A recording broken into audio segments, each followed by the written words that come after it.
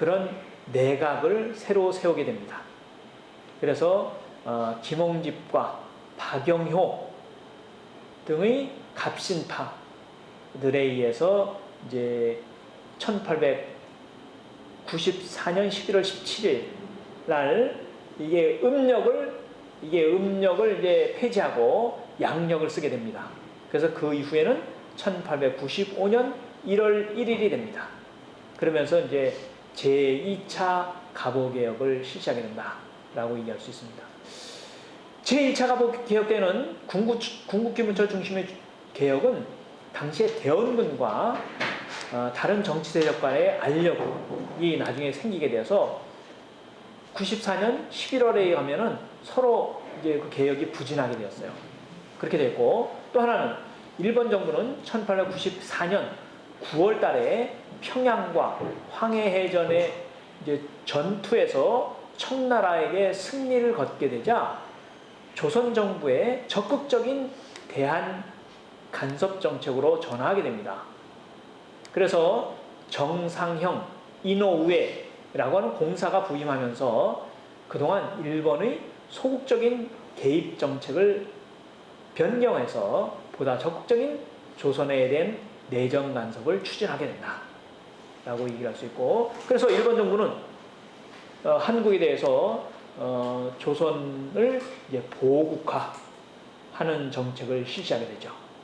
그래서 이노우에는 이 정상형이라고 하는 공사가, 일본의 공사가 대원군이 동학군과 청나라 군대하고 연락을 주고받았다 라고 하는 이제 명목을 들어서 대원군을 은퇴시키고 박영효 등의 친일적인 인물, 즉 일본의 말을 잘 들을 수 있는 인물을 내각의 핵심 인물로 발탁을 하게 된다 라고 얘기할 수 있습니다.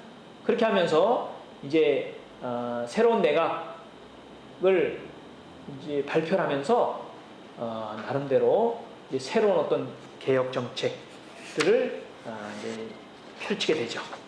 그래서 그것이 뒤에 이제 갑오개혁 어떤 법령들로 나타나게 되고, 그것이 1895년 이제 홍범 14조라고 하는 형태로 이제 나타나게 됩니다. 이 시기에는 이 시기에 214건의 개혁안을 의결하고요.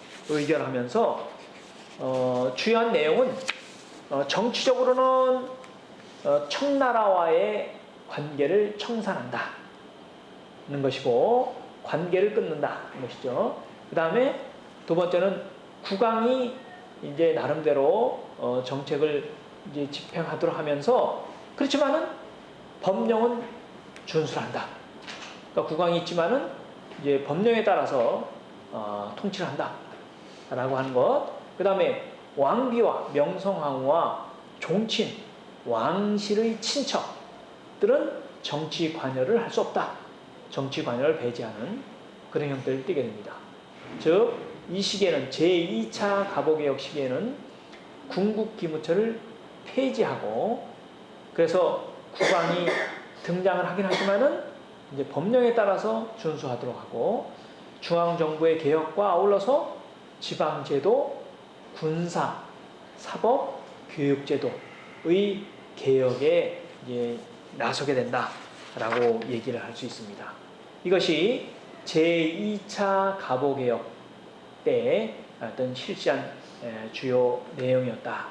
이때도 마찬가지로 뭐 거의 일주일에 한 번씩 나름대로 이 법령을 이제 공포하는 그런 형태를 띠게 되었습니다. 이 인물이 소위 갑오개혁 시기의 갑오 정권에서 가장 중요한 활동을 했던 김홍집입니다. 김홍집, 제1차 갑오개혁, 제2차 갑오개혁 때 핵심적인 역할을 했던 김홍집이고요. 박영효, 이 박영효는 왕실의 부마라고 했죠. 그러니까 철종의 딸을 부인으로 삼았던 그런 사람이고, 갑신정면에서 핵심적인 역할을 했던 사람이고, 갑신정변 실패 이후에는 일본으로 망명을 갔다가 다시 이제 1894년 갑오개혁 정권이 설립되었을 때 다시 조선에 귀국합니다. 귀국해가지고 제2차 갑오개혁 때 자기가 가장 적극적으로 이제 활동을 하려고 했던 인물이에요. 심지어는 이제 제2차 갑오개혁 때 이가 김홍집을 물리치고 그가 총리 대신이 되면서 이제 실권을 장악하려고 하다가 결국 그 이제 모의 사실이 드러나게 되자 발각되자 다시 고종이 그를 이제 퇴출시켜서 그가 그 모의가 드러나자 다시 일본에 망명을 합니다. 그래서 그 때문에 2차 갑오개혁이 이제 실패로 돌아가게 되는 끝나게 되는 그런 형태를 띠게 되었습니다. 자, 이런 내용은 이제 고종이 이 갑오개혁 정권에 대해서는 그가 이제 95년에 들어오면서 이제 청일전쟁에서 일본이 승리를 해서 조선의 이제 한반도에 대한 주도권이 일본이 굉장히 영향을 미치고 일본이 이제 청일전쟁을 승리한 이후에 청나라로부터 많은 배상금도 받고 대만을 식민지로 얻고 그 다음에 요동반도도 청나라로부터 활양을 받아요. 활양을 받고 이런 이제 나름대로 동아시아에서 중심적인 국가가 되어갔는데 그것을 이제 러시아가 그의 연합국이었던 독일과 프랑스를 끌어들여 가지고 소위 그 세 나라가 일본에게 요구를 합니다. 그게 유명한 동아시아에서 삼국 간섭이라고 하는 것인데요. 요구하면서 뭐라고 요구했냐면은 청일전쟁에서 일본이 승리해가지고 니네 배상금도 받고 대만을 식민지로 얻었으면 됐지 왜 요동반도까지 식민지로 얻느냐? 요동반도 여순 대련이 있는 지역은 만주 지역이죠. 즉 동북 삼성이 있는 지역이에요. 거기를 식민지로 얻는다는 얘기는 거기를 이제 조차지로 그렇게 얻는다는 그 목적은 일본이 조선뿐만 아니라 동북 삼성 지역에 대해서도 진출할 의지가 있다, 욕심이 있다 이런 걸 드러내는 거예요. 그래서 러시아 등의 어떤 세력이 요동반도를 청나라에게 다시 돌려주지 않으면은 니네 재미없다. 재미없다는 얘기는 전쟁을 행할 수도 있다. 라고 이제 요청을 하게 됩니다. 그러자 일본이 그 당시에 러시아하고 적대적인 관계에 있었던 나라가 영국이었어요. 영국과 미국에게 도움을 요청합니다. 그러자 그 부분에서 당시에 영국과 미국은 노 코멘트를 했어요. 니네가 알아서 해라. 라고 해서 다시 일본은 다시 러시아까지 전쟁을 행할 수 없었기 때문에 그 요동반도 지역을 다시 청나라에게 돌려줍니다. 여순 대련을. 그 돌려준 지역을 이제 러시아의 극동함대, 블라디보스톡에 있는 극동함대가 그 지역을 조차를 해서 거기 극동함대가 거기에 머물게 되죠. 여순 대련에. 그래서 지금도 대련에 가보시면은 러시아식 건물이 굉장히 많아요. 그때 조차를 했던 그런 겁니다. 이제 그렇게 되자 명성황후가 일본보다 힘이 센 나라가 러시아다 라는 인식을 갖고 러시아 세력을 끌어들이려고 하는 노력을 하게 돼요. 그래서 일본이 결국 청일전쟁에 승리해가지고 한반도에 영향력을 행사하려고 하는데 그것을 방해하는 사람이 명성황후다 이렇게 생각해가지고 명성황후를 이제 죽이게 됩니다. 일본 군인들을 시켜가지고 일본 대사관에서 죽이게 되는데 그게 1895년 8월의 일이었어요. 그래서 물론 밤이었지만은 서울 한복판의 경복궁에서 한 나라의 왕비가 이제 일본군에 의해서 이제 시해를 당하게 되는 그런 형태를 띠게 되자 그 정도 그것을 견디지 못하고 맨 처음에는 이제 궁을 옮겨요. 경복궁에서 창덕궁을 옮기고 거기서 미국도 대사관으로 이제 피신을 하려고 했다가 그 실패하게 되자 다시 1896년 2월에 러시아 대사관으로 피신합니다. 그게 아관 파천이에요. 러시아 대사관으로 왕이 옮기게 되는 그런 형태가 되게 됩니다. 그러면서 이 가보 정권의 어떤 세력이 무너지게 돼요. 왕의 지지를 받지 못하게 되자. 그래서 김홍집도 피신하다가 서울 시민에게 이제 타살이 돼요. 돌 맞아 죽는 그런 형태가 되게 되면서 결국 가보 정권이 1896년 2월에 무너지게 된다라고 얘기할 수 있습니다. 자, 그렇게 이제 무너지게 됐습니다. 그래서 그렇지만은 이 가보 정권의 개혁 정책이 갖고 있었던 의의와 한계가 있었는데 그것은 첫 번째는 이 가보 정권의 개혁 정책에 의해서 이제 조선 사회가 더 이상 중세 사회로 그 이전의 사회로 되돌아갈 수 없을 정도의 이제 그런 제도 법령이 공포가 되면서 더 이상 돌아갈 수가 없었다. 즉 이제 조선 사회는 근대 사회로의 어떤 틀 속에서 나아갈 수밖에 없었다라고 하는 겁니다.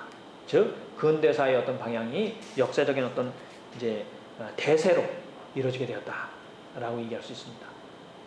그러나 그런 측면에서는 이제 역사적 의의가 있는 것인데 한계는 이 가보 정권이 외세에 대한 인식이 굉장히 미흡했다.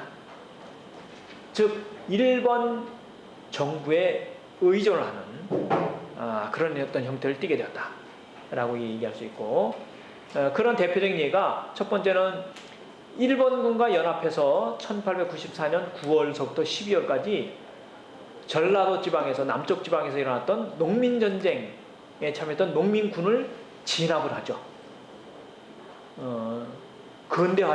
근대화된 무기로 총으로 이제 진압을 합니다. 또 일본에 대해서 이제 나름대로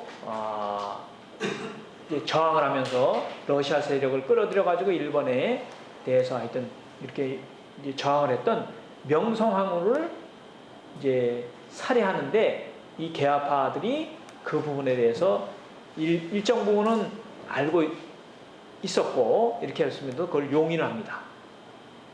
또 일본의 어떤 경제적인 침략, 일본의 요구 이런 것을 이 가보 정권에서 수용을 하는 이제 그런 형태를 띠게 되었다. 그런 측면에서는 일정한 이제 한계를 가진 정권이었다. 이렇게 얘기를 할 수 있습니다.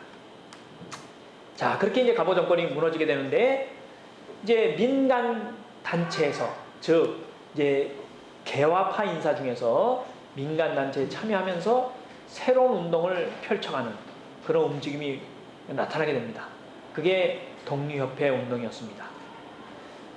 이 독립협회 운동은 1884년 갑신정변 실패 이후에 일본으로 갔다가 미국으로 망명을 했다가 돌아온 서재필이가 중심이 되고 또 문호개방 이후에 계속 성장해온 국내 신지식층들이 합세해서 1896년 4월 7일 날 근대적인 신문, 한글 신문인 독립신문을 발행합니다.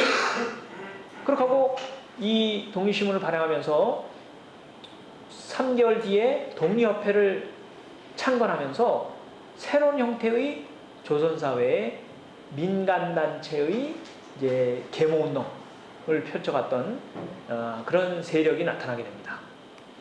이 세력은 갑신정변보다 보다 이제 더 넓은 광범위한 어떤 계층이 이제 참여하게 된다라고 얘기를 할 수 있습니다. 이 독립협회에 참여했던 세력은 지금 얘기했던 것처럼 독립협회 창립에 중요한 역할을 했던 서재필 등이 중요한 역할을 했고요. 또 독립협회를 참여하는데 중요한 역할을 했던 세력은 정동불학보 세력입니다.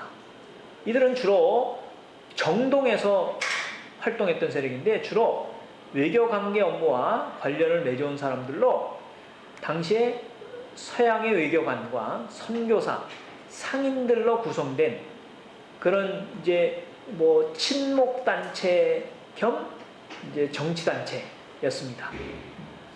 이 정동문학부 세력들은 주로 동도 서기론자들이 중심이었고, 그다음에 왕실의 측근 세력들이 이제 참여하면서 하나의 정치 세력으로 이제 발전해 가게 되었다라고 얘기할 수 있습니다. 서재필은 미국에 망명하면서 미국 시민이 됐고요. 그 사람의 이름은 미국명은 필립 제이슨이었습니다. 그가 돌아와서 창립한 것이 이게 독립신문이었습니다. 독립신문이었고, 이것은 당시 왕인 고종이 이제 서재필에게 명해가지고 이제 미국에서 와가지고 그 근대적인 문물이나 이런 걸 좀 소개를 해봐라 라고 하는 고종의 청이 있었어요.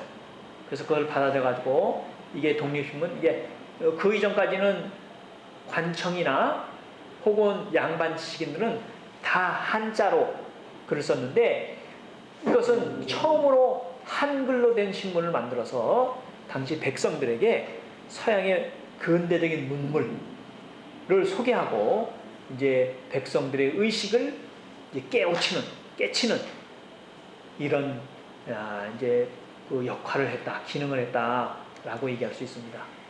이게 1896년 2월에 이게 서재필입니다. 당시에 외교관과 외교관 부인들이라든지 동도서기적인 어떤 입장을 했던 사람들이 95년 6월경에 이제 독립협회 이제 활동을 하기 전에 찍은 사진이에요. 찍은 사진이라고 얘기할 수 있고, 이 정동불학부는 지금의 서울의 이제 정동이라고 하는 그런 이제 지역에서 이제 활동했던 사람들입니다. 일단은 뭐 여기까지 하고서 10분간 쉬었다가 하겠습니다. 혹시 질문이 있으시면은 나름대로 좀 문자 대화방에 질문을 남겨주시기 바랍니다. 자, 그러면은 10분간 쉬었다가 하겠습니다.